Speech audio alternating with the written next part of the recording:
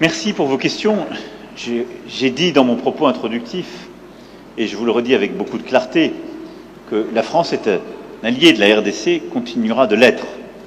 J'ai dit avec beaucoup de clarté comment nous voyons la situation aujourd'hui, condamnant toute forme de pillage, de balkanisation, de menace de la souveraineté de votre pays. Je suis prêt à ouvrir tous les dossiers de l'histoire. Je l'ai fait avec le Rwanda. Si c'est le souhait du président Tshisekedi, je suis totalement favorable à ce qu'il y ait une commission d'historiens qui puisse assigner les responsabilités aux uns et aux autres. Vous avez rappelé une page sombre de l'histoire de la région. La France a assumé d'ouvrir tous ses livres et de la faire écrire par des historiens de manière totalement indépendante. Je pense que vous avez fait un raccourci qui, lui, n'a rien d'historique ni de juste entre le rôle qu'a pu jouer la France et la situation dramatique que j'évoquais et la guerre, la deuxième guerre, avec les millions de morts dans votre pays dont je rappelais la gravité. Donc je récuse le raccourci que vous avez fait et la responsabilité qu'on pourrait assigner à la France, parce que je suis pour la vérité, mais toute la vérité, je ne suis pas pour prendre tous les fardeaux. J'essaie de prendre les miens, c'est déjà bien. Donc oui, pour une commission d'historiens, pour faire ce travail, s'il vous semble utile, s'il semble utile au président, et donner les faits. Ensuite, soyons clairs, quelle est la situation depuis 1994 ? Plusieurs pays de la sous-région, il n'y en a pas qu'un, plusieurs, sont rentrés dans votre pays et plusieurs groupes rebelles y ont prospéré, captant d'ailleurs beaucoup de richesses minières économiques qui devraient revenir à votre peuple. Et depuis 1994, et ce n'est pas la faute de la France, pardon de le dire dans des termes aussi crus, vous n'avez pas été capable de restaurer la souveraineté, ni militaire, ni sécuritaire, ni administrative de votre pays. C'est aussi une réalité. Il ne faut pas chercher des coupables à l'extérieur de cette affaire.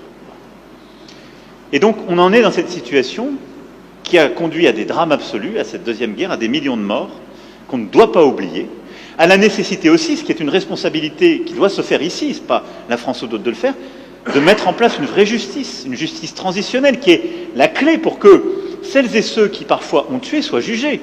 Et parfois, ils évoluent encore, ils sont là, ils sont encore avec des responsabilités. Comment voulez-vous qu'il y ait une paix durable et de la confiance dans un pays quand la justice n'est pas passée? Ne demandez pas, n'accusez pas la France pour quelque chose qui dépend de vous, là. C'est une réalité aussi. Mais très clairement, sur cette situation, depuis 30 ans, a pris un tour inacceptable. Donc voilà, oui pour faire la vérité sur l'histoire, non pour prendre tous les fardeaux, et si on est clair, soyons clairs jusqu'au bout et assignons toutes les responsabilités, y compris les responsabilités congolaises, y compris les responsabilités de la sous-région. Bâtissez une armée solide, construisez la sécurité et le retour de l'État partout sur le territoire, faites passer la justice transitionnelle pour que vous n'ayez pas des coupables et des criminels de guerre encore en responsabilité ou sur le terrain, soyez intraitables avec tous les voisins de la région quand ils viennent vous piller et nous serons à vos côtés. Je ne peux pas être plus clair sur ce sujet. La clé dans la durée, on l'évoquait avec le président Tshisekedi. C'est très clairement d'avoir la capacité de tenir tout le territoire et un discours de vérité avec toute la sous-région, parce qu'on ne peut pas rester sur un modèle économique qui consiste à ce que des ressources soient prises ici pour permettre, en quelque sorte, la stabilité économique de voisins. À ça s'ajoute un devoir aussi qui est de répondre à la menace terroriste. Je l'évoquais tout à l'heure rapidement. Les ADF sont des groupes qui n'ont pas de proxy régionaux. Ce sont des groupes terroristes sur votre sol qui menacent la stabilité et qui peuvent s'étendre, on l'a vu dans d'autres régions africaines, avec des conséquences terribles.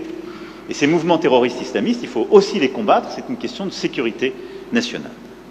Ensuite, pour ce qui est du M23 et des sanctions, j'ai toujours été très clair, et la France a constamment condamné le M23 et tous ceux qui le soutiennent. Et je suis ici pour que chacun prenne ses responsabilités, y compris le Rwanda. Aujourd'hui, la région assume ses responsabilités en mettant un plan de désescalade sur la table. Il est à ses premiers pas.